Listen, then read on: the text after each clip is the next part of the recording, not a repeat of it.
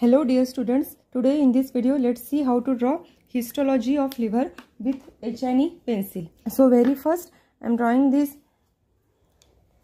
hexagonal liver lobule or hepatic lobule.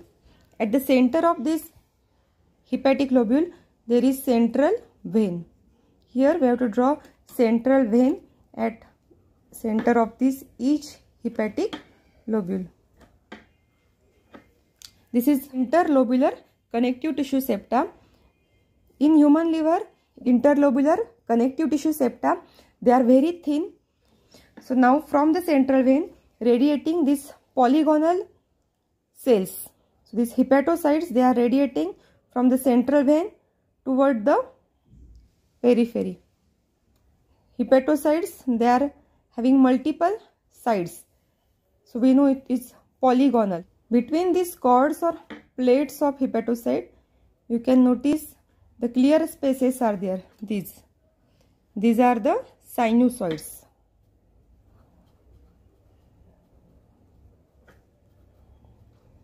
Here at the corner of this each hepatic lobule, you can see connective tissue is containing portal vein, hepatic artery, and a bile duct. Bile duct is lined by the cuboidal epithelium. So this is bile duct. This is branch of hepatic artery which is having a regular lumen, while this is portal vein. So this portal triad, it is seen at the angle of this hepatic lobule. Let's label it.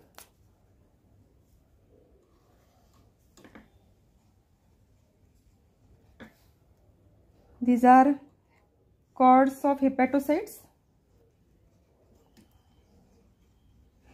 So this complete one, it is a hepatic lobule. I am labeling on another side of this diagram. Hepatic lobule. And this is interlobular connective tissue septa. In case of lower animal like quadrupeds like pigs, this interlobular connective tissue septa, they are very thick. While in case of human, interlobular connective tissue septa, they are very thin, and cells of one hepatic lobule, it may appear merging with another hepatic lobule. Now drawing the nuclei which are very well rounded, and many times you can find two nuclei. So binucleate cells, they are very much common in the liver. Nuclei, they are rounded, euchromatic.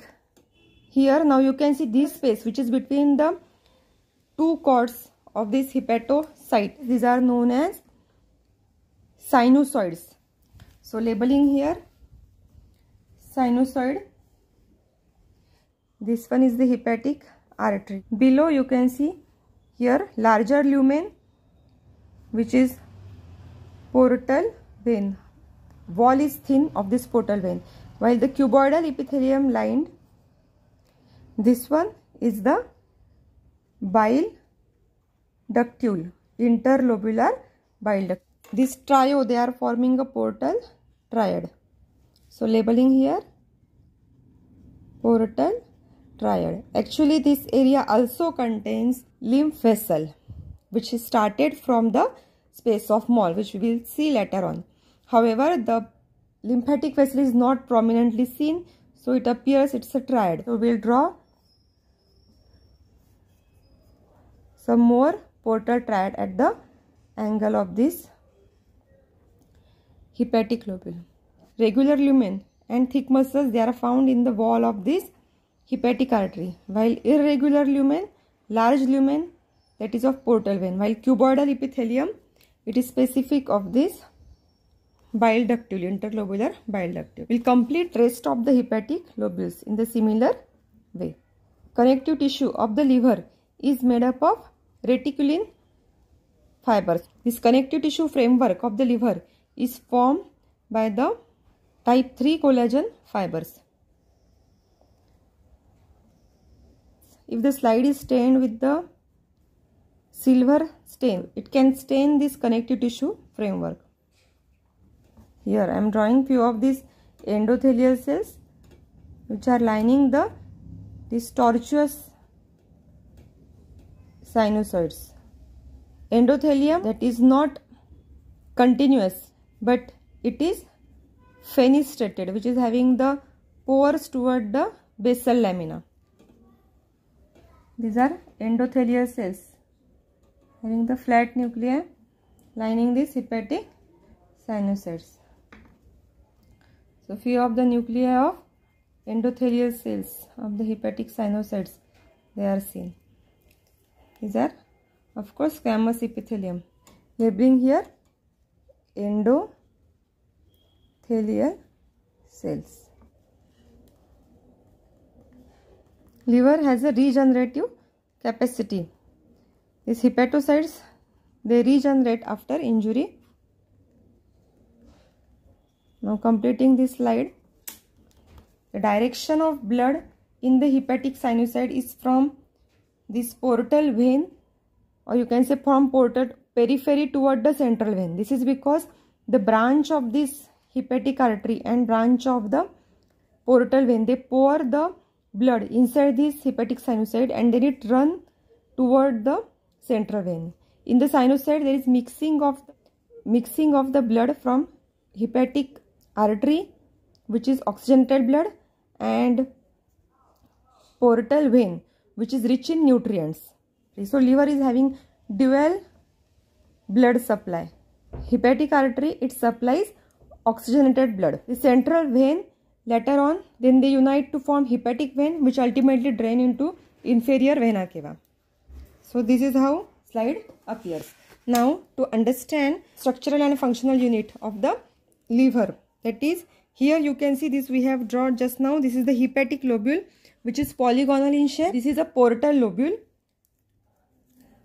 which is somewhat triangular in shape, and at the center of which there is branch of portal vein, branch of hepatic artery, and bile ductule, interlobular bile ductule. Next is the liver acinus. Now as we say, liver is a gland, so it's somewhat compared with the acini of the gland. It is having the long axis and the short axis, and this liver acinus is said to have the 3 zones. Now you can see the short axis here like this, and at the end of this long axis there is central vein of the adjacent hepatic lobule. It is somewhat, you can see, elliptical in shape, and zone of this liver acinus, which is near this portal triad, it will get oxygenated blood as it contains branch of hepatic artery. So this is zone 1.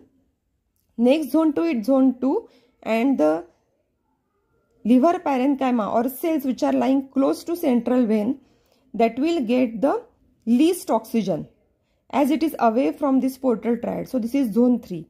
So this is zone 1, which is having red color, zone 2 in between these two, and zone 3, which is toward the central vein. So these 3 zones are there in the liver acinus. So in case of injury to the liver with toxins, zone 1 cells will be affected more, while in case of injury to liver with which is hypoxic injury, zone 3, which is near central vein, it will be affected. So cells of this region will be affected in case of the hypoxic injury, zone 3, while cells of zone 1, they are affected in injury due to the toxins. So these are structural and functional units of liver: hepatic lobule, portal lobule, and the liver acinus. Now let's see about the structure of this hepatocyte there. Actually, the hepatocytes, they do not take uniformly pink stain here. This is because they contain the glycogen and granules, and this glycogen granule, they are washed away during the slide preparation with HNE stain. The glycogen, it is nothing but a stored carbohydrate inside the liver cells. Liver cell contains hundreds of peroxisome to detoxify the medicines. Many times here you can see binucleate cells, they are present in the liver. Now you can see each hepatocyte is polygonal, that is having multiple sides. Around 5 to 12 sides they are present to one hepatic cell.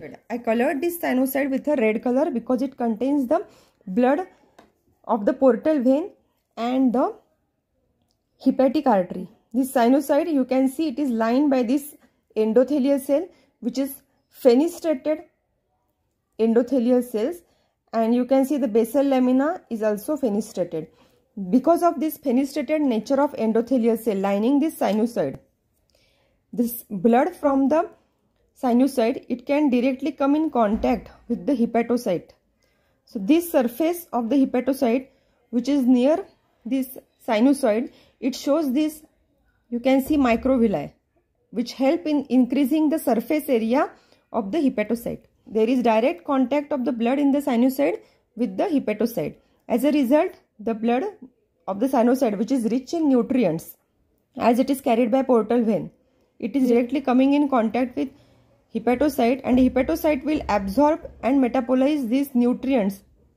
So this is the sinusoidal surface of the hepatocyte which is showing this microvilli. Space below the endothelium of the sinusoid and above the sinusoidal surface of hepatocyte, this is known as space of Disse. In embryonic life, in this space there is formation of the blood. So hematopoietic cells are present in embryonic life in this space.